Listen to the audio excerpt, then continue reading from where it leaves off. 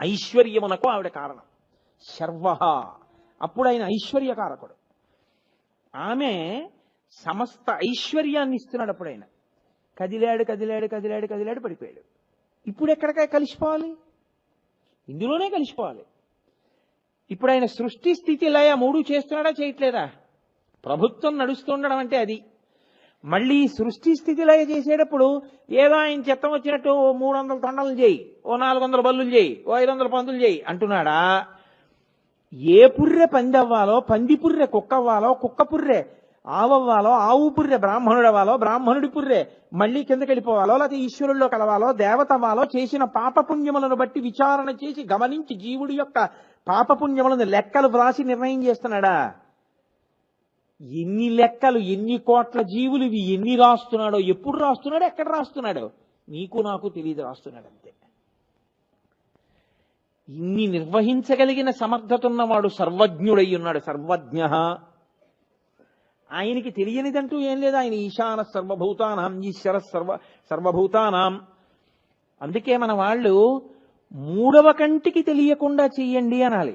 మూడవ కంటి వాడికి తెలియకుండా చేయండి అంటారు. అంతకన్నా పిచ్చి మాట ఇంకోట్లేదు. అప్పుడు ఎవరికి చెప్పారో వాడు ఏమనాలంటే అది కుదరదులేవయా అనాలి. మూడవ కంటి వాడికి తెలియకుండా నువ్వేం చేస్తావు?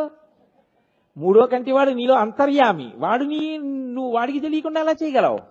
మూడవ కంటికి తెలియకుండా అంటే నీ 2 కన్నులు తప్ప ఇంకొక 2 కన్నులలోని ఒక కన్ను కూడా చూడకుండా, అది రహస్యం అని.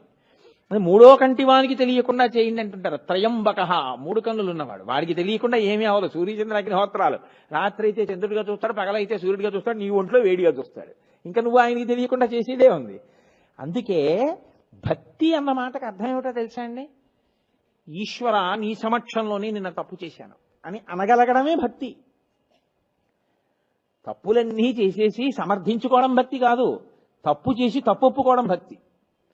ఈశ్వరుడి దగ్గరికి వెళ్ళి నిజమే తెలియకపోవడం ఏంటి, నువ్వు చూడకపోవడం ఏంటి, నీ కళ్ళ ముందు చేశానా తప్పు, నేను మన్నింపబడేదను కాక, నేను క్షమింపబడేదను కాక, ఇంకొక మారు నేను అలా చేయకుండా నన్ను అనుగ్రహించు. ఇలాంటివి ఎన్నో తెలుసా నేను చెప్పవలసి వస్తే.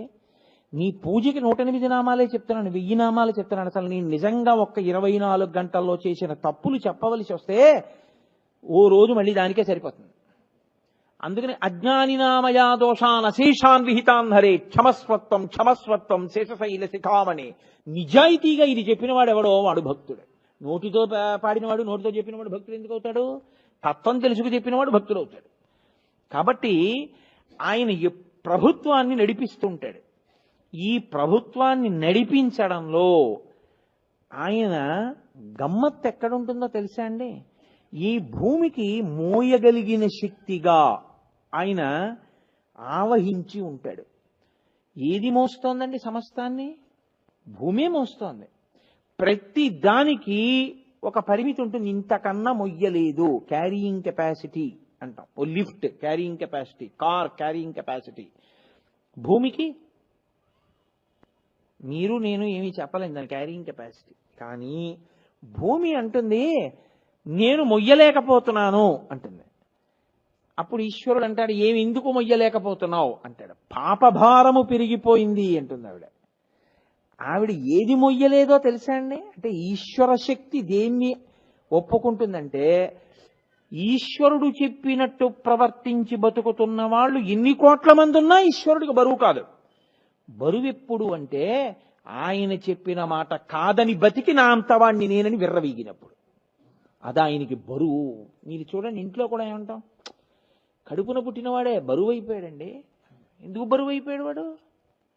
వాడు చెప్పిన మాట వినడు, బరువు అయిపోయాడు. బరువు అయిపోయాడు అన్న మాటకు అర్థం అది. అందుకే భాగవతంలో విష్ణు భగవానుడు ఒక మాట చెప్తాడు. శుద్ధ సాధులందు, సురలందు, శృతులందు, గోవులందు, విప్రకోటియందు, ధర్మ పదవియందు, తగిలి నాయందు వాడెన్నడలుగు నాడు హింస పొందు అంటాడు. ఇవే పాపాలు. పరమేశ్వరుడు మహాప్రళయం ఎందుకు చేస్తాడో తెలుసా అండి? కోపం వచ్చి, లేకపోతే అంటువ్యాధుల్ని ఇవ్వడం, భయంకరమైన వ్యాధులు, ఉపద్రవాలు, వరదలు, తుఫాన్లు, భూకంపాలు, ప్రళయాలు, సునామీలు ఇవన్నీ ఎందుకు ఇస్తూ ఉంటాడంటే ఆయన ఉగ్రహ, కోపాన్ని చెందుతాడు. దేనికి కోపం? చెయ్యి. ధర్మ వ్యతిరిక్తంగా పెరిగిపోయి బతికే వాళ్ళు ఎక్కువైపోయారు. నేను చెప్పినట్టు బతకట్లేదు. నేనిచ్చింది తిని నేనిచ్చిన శరీరాన్ని పుచ్చుకొని నేను చెప్పినవి కాదని బతకడానికి ఉపయోగించుకుంటున్నారు. ఆయన ఆగ్రహం వస్తుంది ఆయనకి, ఉగ్రహ. కానీ ఆయన సదాశివ. ఎలాగండి పొంతన? ఆయన ఎప్పుడూ సదాశివుడు అయితే మరి ఉగ్రుడు ఎందుకు అయ్యాడు? మీరు బాగా పట్టుకోవాల్సిమండి. ఇది అర్థం కాకపోతే మీరు ఎన్నాళ్ళు ఆ మంత్రం చెప్తున్నా ఈశానతర విజ్ఞానాన్ని ఈశ్వరతర భూతానామని మంత్రపుష్పం దగ్గరికి వచ్చేటప్పటికే పువ్వు పట్టుకుని చేతిలో నించుంటాం. మొట్టమొదటి హెచ్చరిక వేస్తారు మంత్రపుష్పానికి, నాణ్యపంథాయ నాయ విద్యతే. నువ్వు ఈశ్వరుడిలో కలవాలనుకుంటే ఇది వినా మార్గము లేదు, ఇది తెలుసుకో. ఇంకొకటి ఉందని అనుకుంటున్నావేమో, ఇంకేం లేదు, ఇదే మార్గం. ఏమిటా మార్గం? సదాశివోం. ఆయన సదాశివుడిని తెలుసుకో. ఆయన సదాశివుడే ఉగ్రుడిని మళ్ళీ వేదం చెప్తోంది రుద్రంలో. ఉగ్రుడిగా సదాశివుడు, భీముడిగా సదాశివుడు. ఎలాగో తెలుసా అండి? మీరు కొంచెం జాగ్రత్తగా పట్టుకోండి. అనేకమైనటువంటి చేసిన పాపములున్నాయి. ఇప్పుడు ఈ పాపములు పోతే కదూ మీరు అసలు విడుదల పొందడం అన్నది వస్తుంది. ఆ పాపాలు పోతే కదూ ఈశ్వరుడి దగ్గరికి వెళ్ళడం అన్నది, ఈశ్వరుణ్ణి చేరుకోవడానికి మార్గం ఏర్పడడం అన్నది. ఇప్పుడు ఈ చేసిన పాపములన్నీ తీసేయాలంటే దేని రూపంలో తీసేయాలి? కష్టపెట్టి తీసేయాలంతే కదా. ఏదో ఒక కష్టాన్ని ఇచ్చి ఆ కష్టం రూపంలో తీసేయాలి. ఇప్పుడు ఆయన మీకు కష్టాన్ని ఇచ్చి కష్టం ఇచ్చిన రూపంలో మీ పాపాన్ని అలా తీసేసి మిమ్మల్ని బాగా దగ్గరికి తీసుకున్నవాడు సదాశివుడు ఎందుకు కాలేదు? ఆయన సదాశివుడిగానే ఉన్నాడు, మంగళప్రదుడిగానే ఉన్నాడు. మంగళప్రదుడిగా ఆయన ఏం చేస్తున్నాడు? మీ పాపాన్ని తీసేస్తున్నాడు. కష్టం ఇచ్చి ఉగ్రహ, కోపంతో మీకు శిక్ష వేసిన వాళ్ళ కనపడి ఆ శిక్ష రూపంలో మీ పాపాన్ని తీసేస్తున్నాడు.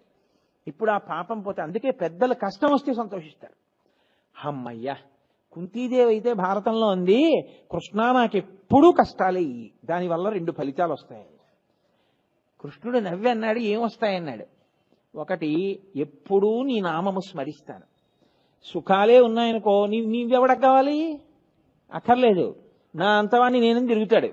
కష్టాలుంటే ఎప్పుడు ఆయన్ని నమ్ముకుని ఆయన నామం చెప్తుంటాడు. 2, నీ నామం కష్టంలో బాగా చెప్తే ఏమవుతుంది? పూనికతో ఇంత కష్టం ఇచ్చినా పాపం నా కాళ్ళే పట్టుకున్నాడు, నువ్వు వస్తావు, నీ దర్శనం అవుతుంది. కాబట్టి కష్టము వలన నిన్ను చేరడం తేలిక. నాకు కష్టాలే ఇయ్యంది కుంతి. కాబట్టి ఇప్పుడు ఉగ్రహగా ఉన్నవాడు సదాశివుడు కాకుండా ఎలా పోయాడు నాకు చెప్పండి?